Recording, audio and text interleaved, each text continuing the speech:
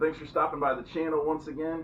I will be taking a look at resources from Chiefpigskin. This time we're going to be checking out 3-4 defense. If you've been on my channel before, did a 20-part video series about operating from a 3-4-2 high structure with 3-4 personnel, and you know it's something that's near and dear to my heart. I really believe in it as a coach, and this video is going to take a look at aligning in a 3-4 defense and using 3-4 personnel to line in other fronts. So this presentation on the 3-4 defense is given by Blake Harrell. He's the defensive coordinator from Kennesaw State University.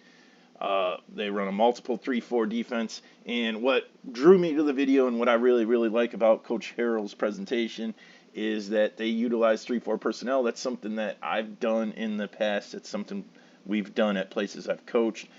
They also set their defense field and boundary, which he talks about in the video, and I agree with his philosophy of if you set it field and boundary, it can be a multiple defense with simplicity, and most importantly, field and boundary allows you to align very quickly and effectively, and he gets more in depth into that, why you would want to do that.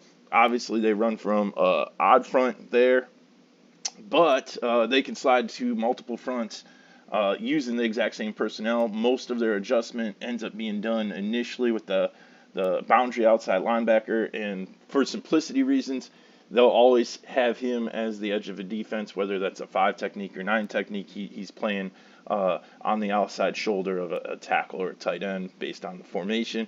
And as I pointed out already, they can line up in an even front, and they actually do that a majority of the time, and he gets into a little bit why they do that. There's their even front, as I mentioned, 5 technique by that rush outside linebacker, and then 9 technique by the rush outside linebacker if there's a tight end. So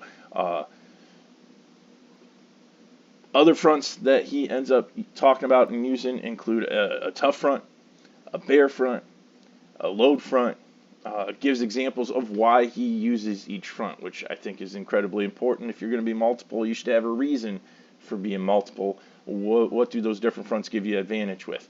And then he goes over some video clips of each of those fronts and those fronts being successful. So check this out if you like the idea of being multiple on defense. And again, Coach ends up explaining why you want to be multiple, some of the advantages that being multiple enables.